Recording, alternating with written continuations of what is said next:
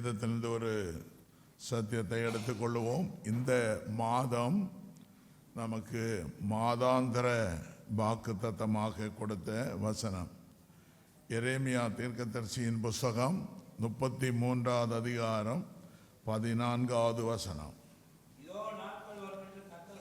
இதோ நாட்கள் வரும் என்று கர்த்தர் சொல்லுகிறார், அப்பொழுது நான் இஸ்ரவேலின் குடும்பத்துக்கும் யூதாவின் குடும்பத்துக்கும் சொன்ன நல் வார்த்தையை நிறைவேற்றுவேன். கண்களை மூடி ஜெபிப்போம். அருளாத நாமமதில் ஒரு மனமாய் உருகி தொழுகின்ற நேரமெல்லாம் எழுந்தேடுவார் நடுவில்.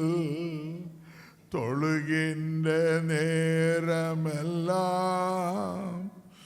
எழுந்தேடுவார் நடுவில். அருள்நாத நாமமதில் ஒரு மனமாய் உருகி தொழுகின்ற நேரமெல்லாம்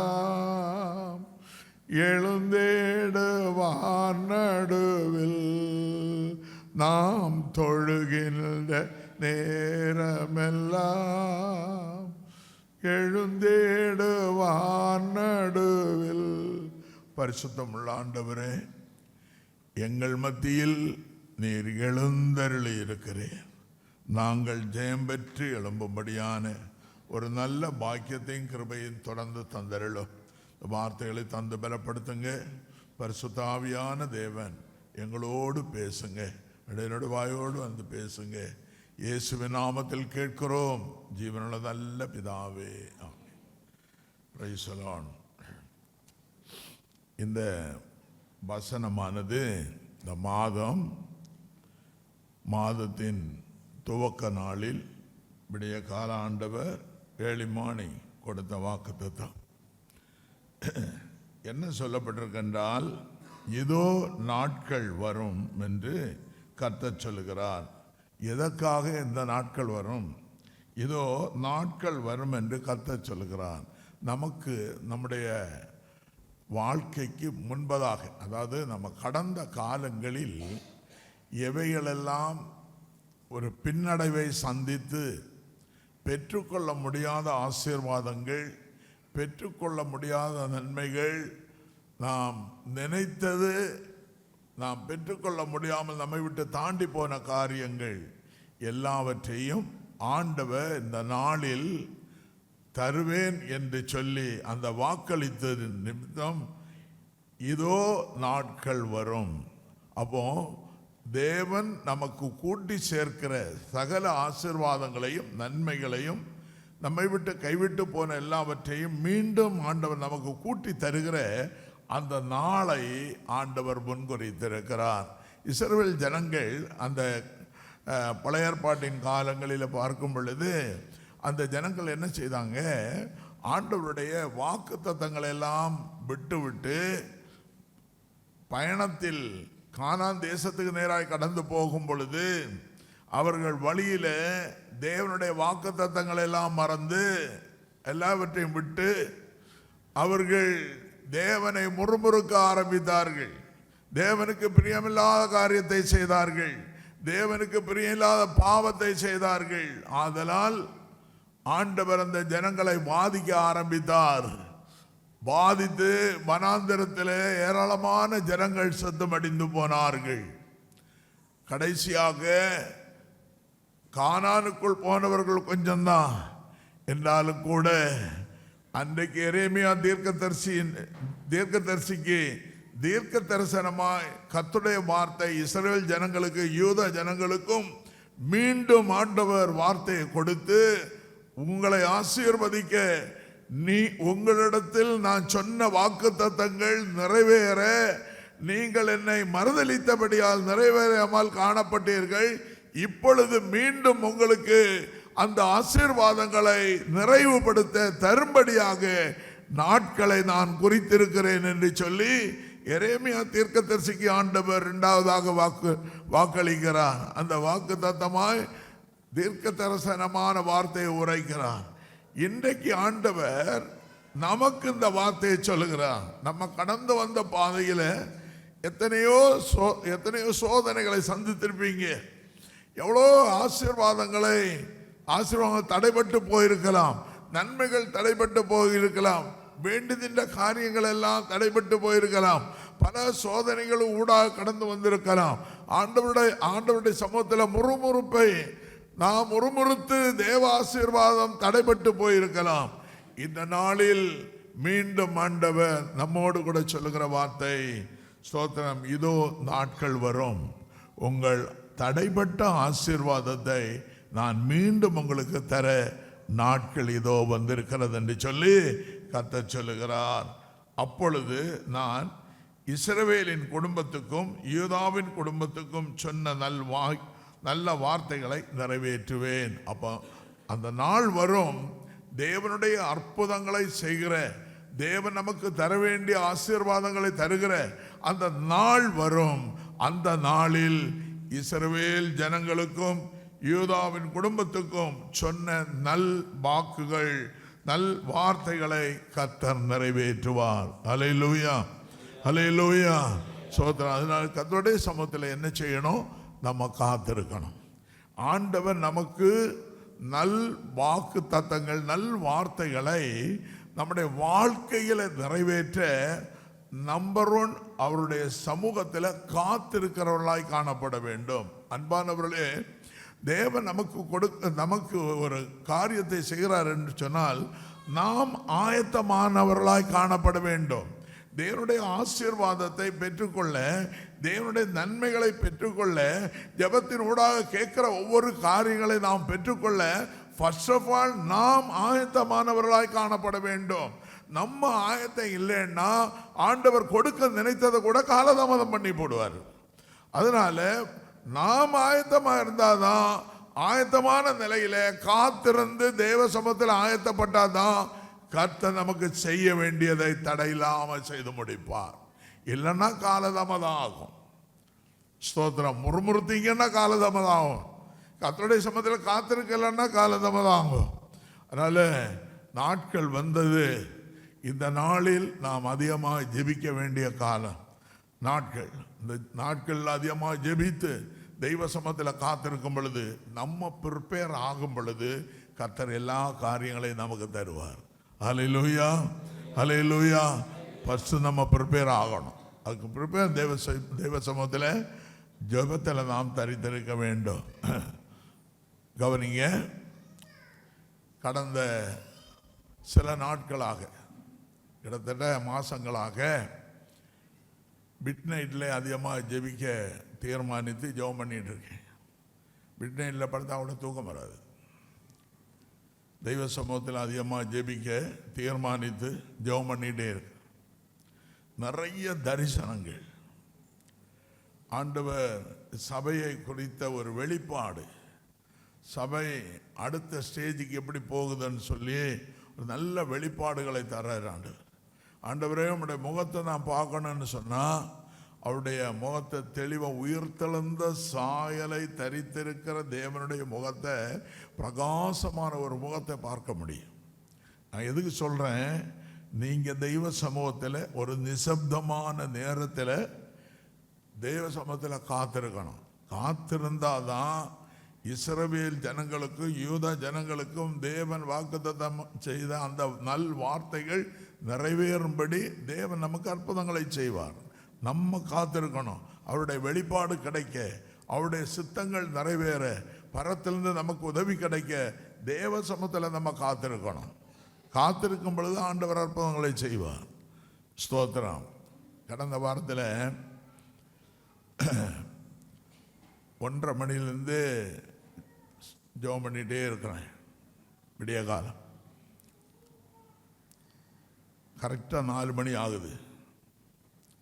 3:30 மணி ஆண்டோடைய சமூகத்தில் கேட்ட, ஆண்டவரே, எங்களை நடத்துகிற ரகசியங்களை, ஊழியத்தின் பாதையில் ஊழியத்தை குறித்து எனக்கு கொஞ்சம் வெளிப்பாடை கொடுங்க அப்படின்னு. ஃபஸ்ட்டு கேட்டேன், உங்களுடைய முகத்தை நான் பார்க்கணும், உங்கள் முகத்தை பார்த்து எனக்கு ஜெபம் பண்ணணும். ஆவியானுடைய பிரசன்ஸ் அதிகமாக இறங்கி கொண்டிருக்கிறது, சத்தம் கேட்குது. ஆவியானுடைய வல்லமையாக இறங்குது. ஆண்டவர் அந்த பூமியில் இருக்கிற மாதிரி தெரியல எனக்கு. அவ்வளோ பிரசன்ஸ்னால் நிரம்பி ஆண்டவர் ஒரு தெளிவை கொடுக்கிறார். என்னுடைய ஆவிக்குரிய கண்களை திறக்கிறார். அப்போ ஒரு பெரிய கூட்டம், அந்த கூட்டத்தின் மத்தியில் நான் நிற்கிறேன். ஆண்டவர் அந்த இடத்துல நின்று ஜனங்களை பிளஸ் பண்றாரு. அவருடைய கரத்தை நான் பார்க்குறேன். ஸ்தோத்திரம். ஆண்டவர் இவ்வளோ கூட்டம் என்ன ரகசியத்தோட இந்த கூட்டத்தை எனக்கு காட்டுறீங்கன்னு கேட்ட பொழுது, அவருடைய வருகைக்கு முன்பதாய் இந்த கூட்டத்தை ஆயத்தப்படுத்தணும். ஒன்று. செகண்டு, ஆண்டவர் இந்த சபையை அடுத்த ஸ்டேஜுக்கு கொண்டு போகிறார். அது தீர்க்க தரிசனமாக ஆண்டவர் உரைத்த வார்த்தை.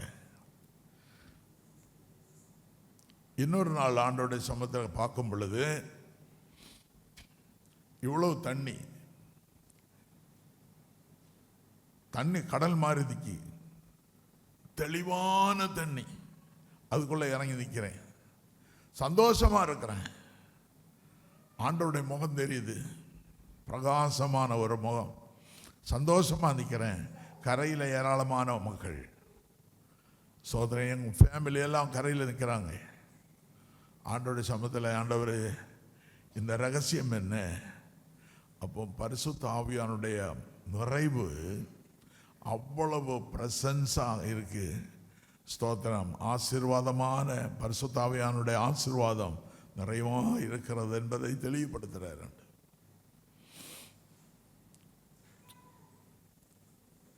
ஒரு நாள் ஜெபம் பண்ணிட்டு இருக்கம்போ, ஆண்டவரே உங்கள் முகத்தை நான் பார்த்து நல்ல தெளிவாக எனக்கு பார்க்கணும்.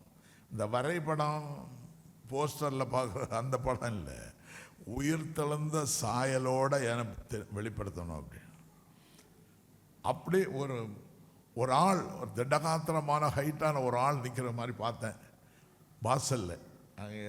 நான் ப்ரேயர் பண்ணுற ரூமில் வாசலில் நிற்கிறத பார்த்தேன்.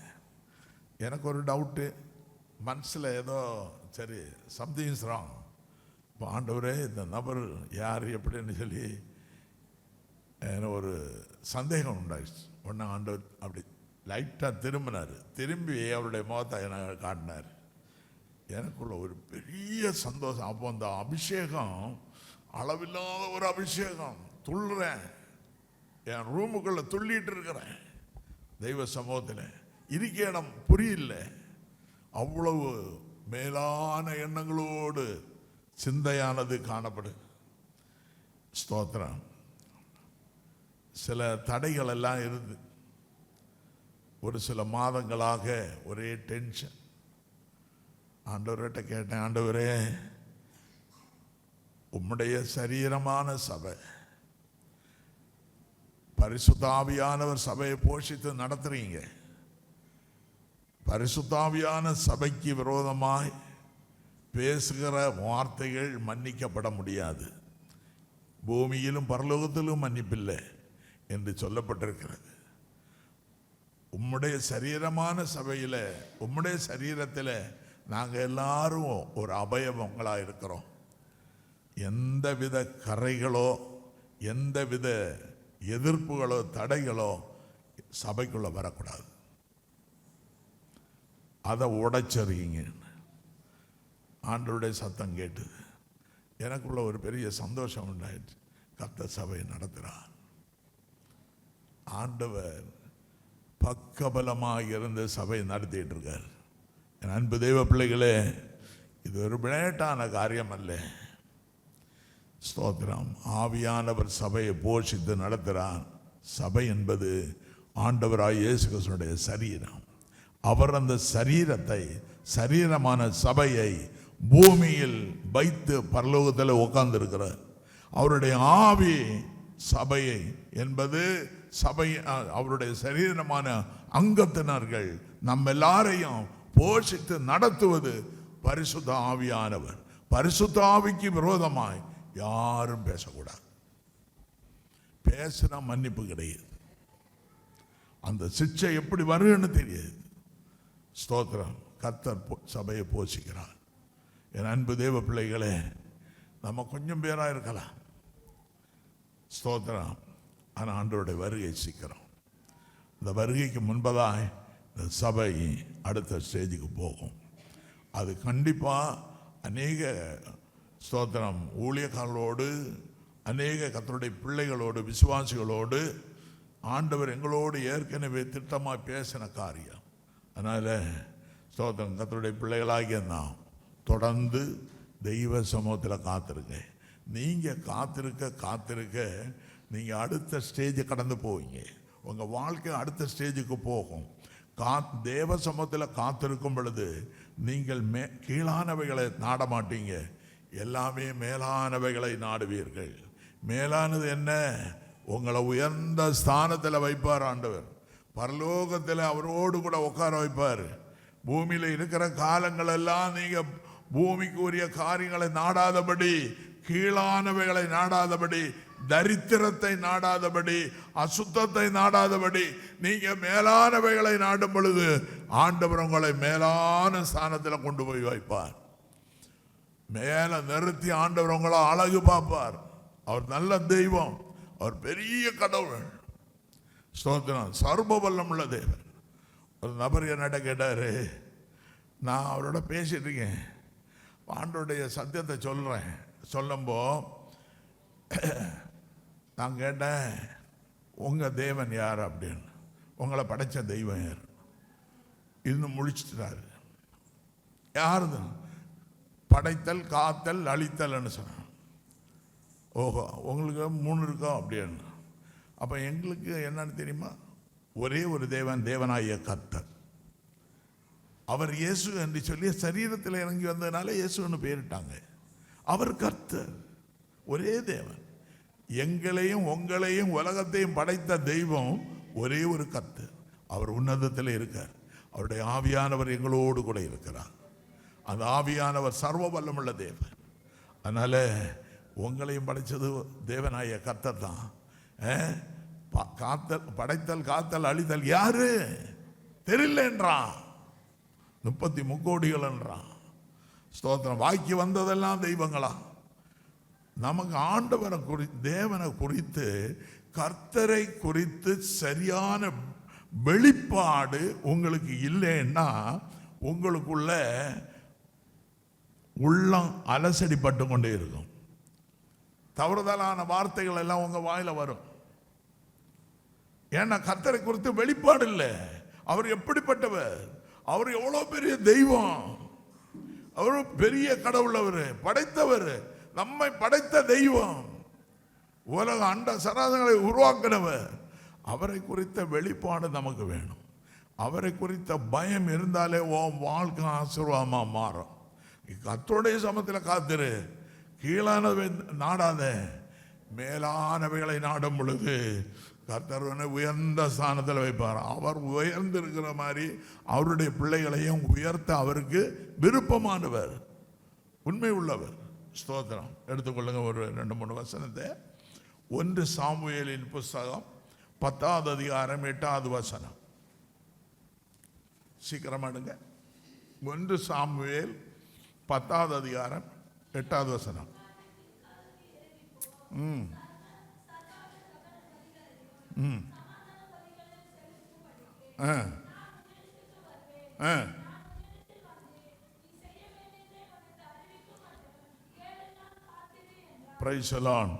சாமுவேல் சவுலிடத்தில் சொல்றார், சாமுவேல் ஒரு தீர்க்கதரிசி, சவுல் ஒரு ராஜா. நல்லா புரிஞ்சுக்கணும். நீங்க இந்த சாமுவேல் என்ன சொன்னாரு? நீ கீழ்காலுக்கு போய் அங்க நீ காத்திரு, வெயிட் பண்ணு. எதுக்கு வெயிட் பண்ணணும்? இந்த பலி செலுத்தும்படி நீ காத்திரு. சமாதான பலியும் என்னென்ன பலி? அது பலி செலுத்தும்படி நீ என்ன செய்யணும்? காத்திருக்கணும். 7 நாள் காத்திருக்கணும். இந்த சவுல் அந்த அவசரப்பட்டான். இந்த சாமுவேல் சொன்னதை கரெக்டா, ஏன்னா அவர் தீர்க்கதரிசி, ஆண்டவருடைய வார்த்தையை கேட்கிறவன், ஆண்டவருடைய சித்தத்தை செய்கிற மனுஷன், ஆண்டவர் சொன்னதை அப்படி செய்கிற மனுஷன், ஆண்டவர் அவரோடு பேசுகிறார். அப்போ அந்த தேவ சத்தத்தை கேட்டுதான் சாமுவேல் சொல்றாரு, எப்பா சவுல் நீ 7 நாள் காத்திரு, ஆண்டவருக்கு பலி செலுத்தணும், நாம் மறுபறையில் அங்கே காத்திரு அப்படின்னாரு. இவன் அவசரப்பட்டான். யாரு? சவுல் ராஜா அவசரப்பட்டு அவன் என்ன பண்ணான்? சாமுவேல் போறதுக்குள்ள பலி செலுத்திட்டான். தீர்க்க தரிசனமா கத்த சொன்னது அதை மீறி இவன் செய்துட்டான். உடனே ஆண்டவர் சொன்னார், உன் ராஜ்ய பாரம் உன்னை விட்டா அகன்று போனது அப்படின்னு. ஆண்டவர் தள்ளிட்டார். எனக்கு அன்பு தேவ பிள்ளைகளை நான் எதுக்கு சொல்றேன்னா, காத்திருக்கிற இடத்துல காத்திருக்கணும், வெயிட் பண்ணணும். ஆண்டவருடைய அற்புதங்கள் நடக்க, ஆண்டவர் உங்களுடைய ஜெபத்தின் ஊடாக நீங்க கேட்டுக்கொள்கிற எல்லா காரியங்களையும் பெற்றுக்கொள்ள தெய்வ சமூகத்தில் காத்திருக்கணும். குறிப்பிட்ட நாள் ஜெபம் பண்ணணும், குறிப்பிட்ட நாள் உபவாசம் இருக்கணும், குறிப்பிட்ட நாள் காத்திருக்கணும் சொன்னா காத்திருக்கணும். தெய்வ சமூகத்தில் காத்திருக்கிறது ரொம்ப மஸ்ட்.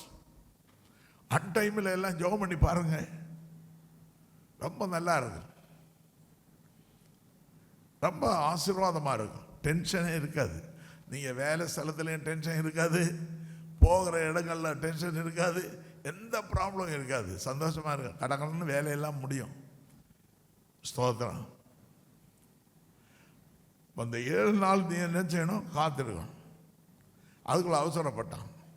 அப்போ அவசரப்பட்டா தேவனுடைய ஆசீர்வாதத்தை இழக்க வேண்டியது இருக்கும்.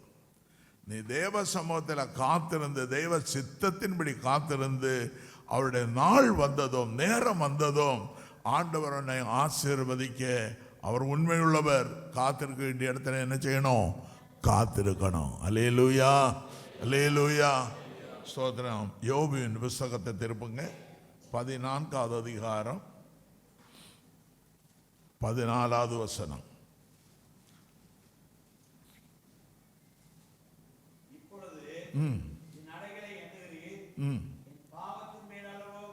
யோபு 14வது அதிகாரம் 14வது வசனம். மனிதன் செத்தபின் பிழைப்பானோ?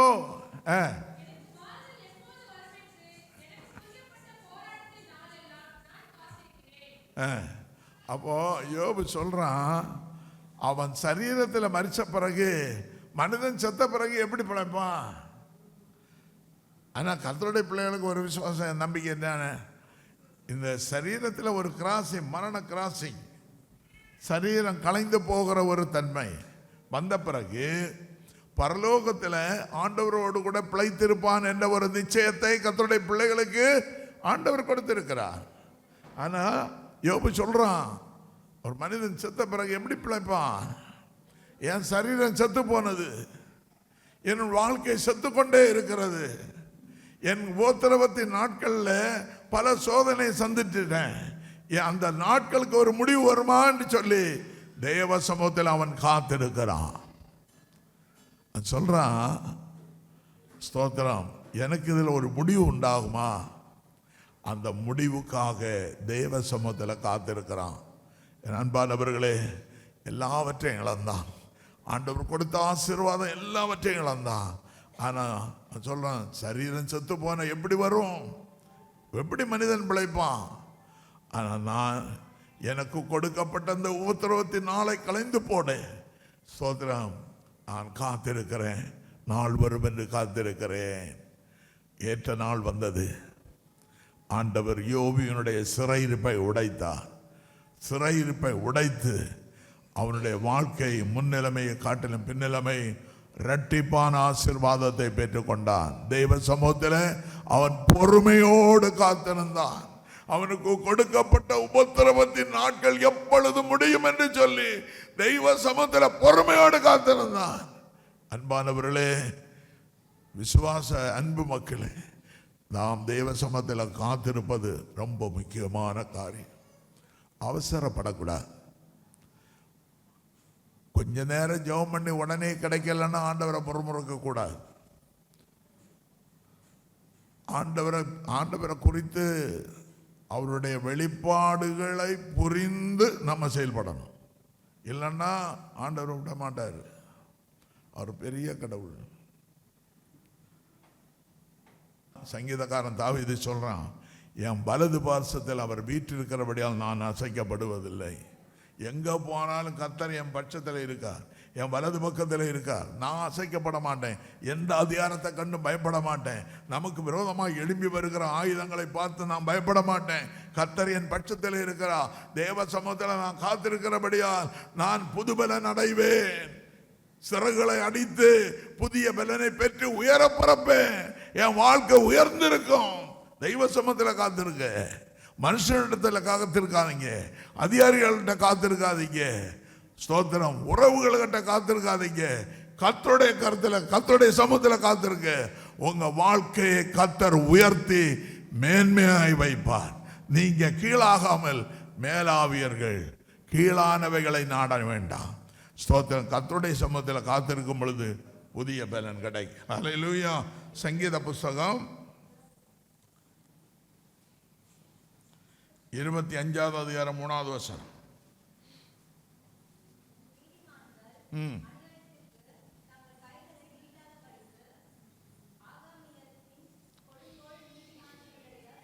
சங்கீதம் 25:3. அப்போ கர்த்தருடைய சமூகத்தில் காத்திருக்க வெட்கப்பட மாட்டாங்க. நீங்கள் எந்த இடத்துல இன்டர்வியூ போனாலும் சரி, வேலைக்கு போனாலும் சரி, தொழில் நடத்தினாலும் சரி, என்ன பண்ணினாலும் சரி, நீங்கள் கர்த்தருடைய சமூகத்தில் காத்திருந்து கடந்து போகும் பொழுது எந்த ஆள்கிட்டையும் கை கட்டி பதில் சொல்லவே மாட்டீங்க. எந்த இடத்துல உங்களை ஆண்டவர் வெட்கப்படுத்த விட்டவே மாட்டாரு. ஏன்னா காத்திருக்கிற இடம் இது. உலகத்தை ஜெயித்த தெய்வம், அதிகாரிகளை உருவாக்கின தெய்வம், அண்ட சராசரங்களை படைத்த தெய்வம். அவருடைய சமூகத்தில் காத்திருந்துட்டு போய் பாருங்க, எந்த இடத்துலையும் வெட்கப்படுத்த விட மாட்டார். ஸ்தோத்திரம். நமக்கு நம்முடைய பார்வைக்கு ஸ்தோத்திரம் ஒரு கீழான ஒரு தோற்றம் இருக்கலாம். ஆனால் தெய்வ சமூகத்தில் காத்திருந்து போய் பாருங்க, எந்த இடத்துல தாழ்வா நினைக்கிறீர்களோ அதே இடத்துல ஆண்டவர் உயர்த்தி, அதிகாரிகளுக்கு முன்னாலும் சரி, உங்களுடைய எல்லா கையிட்டு செய்கிற எல்லா பிரயாசங்களுக்கு முன்பதாக கர்த்தர் உங்களை உயர்வான ஸ்தானத்தில் வைப்பார். அல்லேலூயா, அல்லேலூயா, ஸ்தோத்திரம். ஏசாயா தீர்க்கதரிசியின் புஸ்தகம் 40வது அதிகாரம் 31வது வசனம்.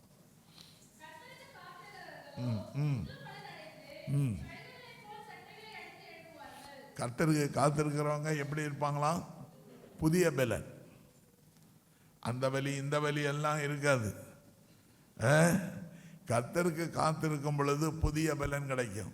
பரிசுத்த ஆவியானுடைய நிறைவோடு கர்த்தருடைய சமூகத்தில் ஆவியில நிரம்பி அந்நிய பாஷைகளை பேசி ஜெபிக்கும் பொழுது நீங்க புதிய பலனை அடைவீர்கள்.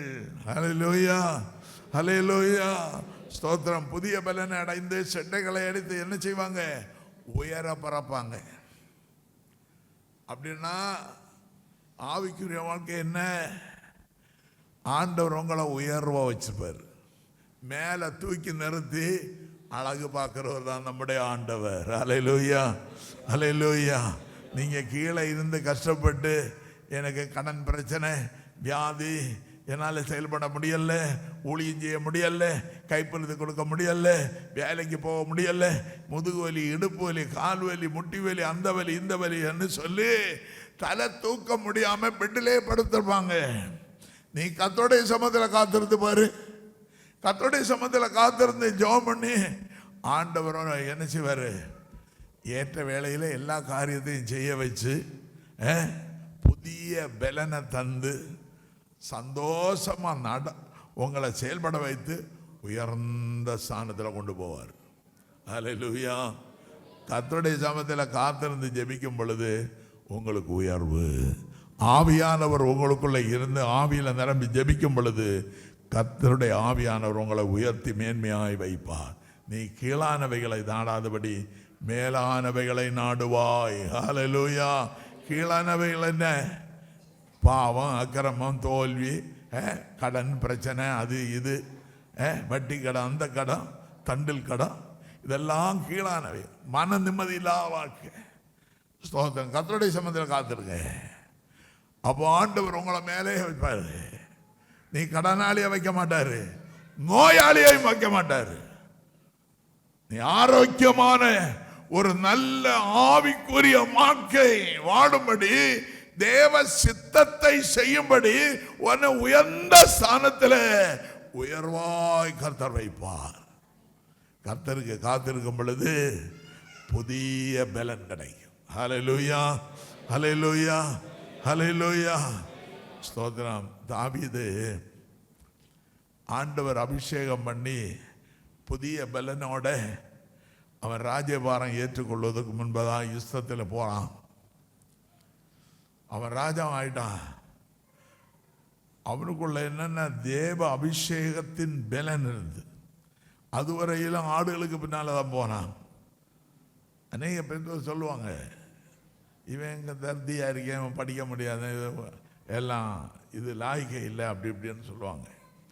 பிள்ளைகளை குறித்து அப்படியே கீழ்த்தரமான சாபங்களை போடாதீங்க. ஆண்டவர் நமக்கு கொடுத்த கர்ப்பத்தின் கனியானது ஆசீர்வாதமாக இருக்கும். நீங்கள் தெய்வ சமூகத்தில் காத்திருந்து ஜெபிக்க ஜெபிக்க ஆண்டவர் உங்கள் பிள்ளைகள் படிப்பறிவு கம்மி இருந்தால் கூட தாவீதை ராஜாவாய் உயர்த்தினது போல உங்கள் பிள்ளைகளையும் கர்த்தர் உயர்த்துவார். ஹல்லேலூயா, ஹல்லேலூயா. சோதனை. அந்த பிள்ளை உயர்ந்திருக்கும். நீங்கள் ஜெபம் பண்ணணும். நீங்கள் கர்த்தருடைய சமூகத்தில் காத்திருக்கணும். காத்திருந்து ஜெபிக்கும் பொழுது அபிஷேகம், உங்களுக்குள்ள இருக்கிற அபிஷேகம் உங்கள் பிள்ளையை நிரப்பி அந்த பிள்ளை ஒரு உயர்வை சந்திக்கும். கண்டிப்பாக சந்திக்கும். ஸ்தோத்திரம். யோவான் 5வது அதிகாரத்தை திருப்புங்க.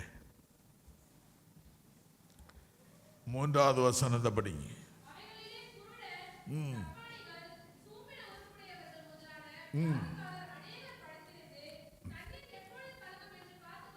போதம்மா. எபிரேய பாஷையில் பெதஸ்தா எனப்பட்ட ஒரு குளம். அதில் ஒரு 38 வருடம் ஒரு வியாதியஸ்தன் காத்திருக்கிறான். அதில் 5 மண்டபங்கள் இருக்கு. இந்த 5 மண்டபத்திலேயும் பலதரப்பட்டான வியாதியஸ்தர்கள் கடந்து வருவாங்க.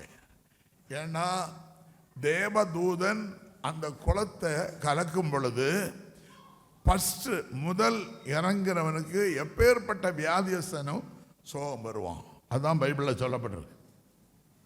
அப்போ ஒரு ஆளுடைய உதவியோட வியாதியஸ்தர்கள் அந்த குளத்தில் ஃபஸ்ட்டு இறங்கணும் சோகம் கிடைக்குன்னு சொல்லி ஒரு ஆள் எப்படியாவது தூக்கி குளத்தில் போட்டுருவாங்க. அவன் சோகம் பெற்று எழுவான். ஏன்னா தேவதூதன் கலக்குவான். ஸ்தோத்திரம். அப்போது இவன் 38 வருஷ காலம் வியாதியஸ்தனாக இருக்கான். இப்போ அவன் எழும்பவும் முடியாது, செயல்படவும் முடியாது. அதுவும் அவன் படுத்த படுக்கையாக இருக்கிறான். படுத்த படுக்கையிலேருந்து அவன் பொறுமையோடு காத்திருந்ததை கர்த்தர் பார்த்தார். அந்த வழியே வரும்பொழுது ஆண்டவர் அவனை பார்க்குறாரு. எப்பா நீ எத்தனை வருஷமாக இருக்கு? 38 வருஷம் நான் படுத்த படுக்கையாக காத்திருக்கிறேன், எப்படியாவது எனக்கு சுகம் கிடைக்கும் அப்படின்னு சொல்லி. அப்பொழுது ஆண்டவர் கேட்டார், நீ சுகம் பெற விரும்புறியா அப்படின்னு. எவ்வளோ பெரிய கடவுள் பாருங்க. அவர் இரக்கம் உள்ள ஆண்டவர். நம்ம ஒருவேளை நம்முடைய வாழ்க்கையில் சுகம் கிடைக்காம, யாருடைய சப்போர்ட்டிங் இல்லாமல், மருந்துகள் வேலை செய்ய மருத்துவர் கைவிடப்பட்ட சூழ்நிலையில் அந்த வியாதி பல நாட்கள் பல மாதங்கள் உங்கள் சரீரத்தை வாட்டிக்கொண்டு வதைத்து கொண்டு பாதித்து கொண்டு இருக்குமானால் ஆண்டவருடைய சமூகத்தில் காத்திருங்க. 38 வருட காலம் காத்திருந்தான். நீ ஆண்டவருடைய சமூகத்தில் தீராத வியாதியா, துன்பமா, கஷ்டமா, போராட்டமா, தெய்வ சமூகத்தில் காத்திரு. அதுக்கு தீர்வு என் ஆண்டவராகிய இயேசு. அவருடைய சமூகத்தில் நீ காத்திருக்கும் பொழுது ஆண்டவர் நிச்சயம் பரிபூர்ண சுகத்தை கொடுப்பார். அந்த 38 வருட காலம் படுத்திருந்த படுக்கையை அந்த மனிதனை பார்த்து கேட்டார், சுகம் பெற விரும்புறியா அப்படின்னு. ஆமாண்டவரே, 38 வருட காலம் படுத்திருக்கிறேன், யாரும் எனக்கு உதவி செய்ய ஆள் இல்லை, உதவியாக அந்த குளத்தில் கொண்டு போடுறதுக்கு ஆள் இல்லை, நான் 38 வருட காலம் காத்திருக்கிறேன் அப்படின்னு சொன்னேன், நான் சுகம் பெற விரும்புகிறேன்னு சொன்னேன். உடனே ஆண்டவர் சொன்னார், உன் படுக்கை எடுத்துக்கொண்டு நட. எவ்வளோ அற்புதம் பாருங்க. யாருக்க சப்போர்ட்டும் இல்லை. நம்ம சப்போர்ட்டை பார்த்துட்டே இருந்தேன்னா நாளைக்கு இன்னொரு சப்போர்ட் வரும், நாளைக்கு இன்னொரு மருத்துவரை பார்ப்போம், அடுத்தது இன்னொரு மருந்தை பார்ப்போம், அடுத்தது அப்படி செய்வோம் இப்படி செய்வோம், நாட்கள் போயிட்டே இருக்கும். ஆனா தெய்வ சமூகத்தில் நீ காத்துரு, அப்பொழுது உடனே அற்புதங்கள் நடக்கும். ஆண்டவர் பார்த்தாரு, காத்திருக்கிறான். ஆனா மனிதனை எதிர்பார்த்துட்டு இருந்தான், மனிதன் என்ன தூக்கி போடுவான்னு சொல்லி. ஆனா அவன் என்ன சொன்னான், 38 வருஷம் நான் காத்திருக்கேன் என் சுகத்துக்காக. நீ காத்திருக்க வேண்டாம், மனுஷனை எதிர்பார்க்காத, நானே உனக்கு அற்புதம் செய்கிறேன்னு சொல்லி ஆண்டவர் என்ன செய்வார், உன் படுக்கை எடுத்துக்கொண்டு நட. அற்புதம் நடந்தது. காத்திருந்தால் தெய்வ சமூகத்தில் காத்திருங்க. மனுஷன்கிட்ட காத்திருக்காங்க, அதிகாரிகிட்ட காத்திருக்க. இந்த அதிகாரிகிட்டையும் மனுஷன்கிட்டையும் காத்திருக்க வேண்டிய தேவையில்லை. கர்த்தருடைய சமூகத்தில் காத்திருந்துட்டு நம்ம மற்ற காரியத்தை செய்யும் பொழுது அதிகாரியுடைய கண்களில் தயவு கிடைக்கும், மற்றவருடைய கண்களில் தயவு கிடைக்கும்.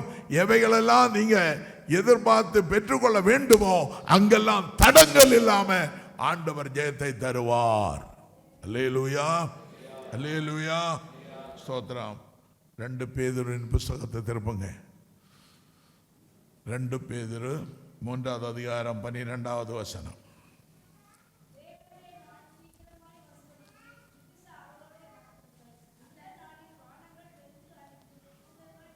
நல்ல சத்தமா படிங்க. தேவனுடைய நாள் சீக்கிரமாய் வரும்படிக்கு என்ன செய்யணுமா, ஆண்டவருடைய வருகை சீக்கிரமாய் வரும்படிக்கு கர்த்தருடைய பிள்ளைகள் தேவ சமூகத்தில் காத்திருக்கணுமா.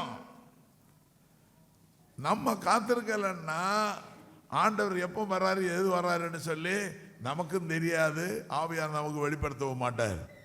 இன்னைக்கு ஆவியான நமக்குள்ள வெளிப்படுத்தி கொண்டிருக்கிறதுனால தான் ஆண்டவர் சீக்கிரமாய் வரப்போகிறார் என்றுள்ள ஆதாயங்கள், அதனுடைய எல்லாவித உதாரணங்கள், நடந்தேறி கொண்டிருக்கிற சகல காரியங்களும் நமக்கு வெளிப்படுத்தி காட்டுவது பரிசுத்த ஆவியானவர்.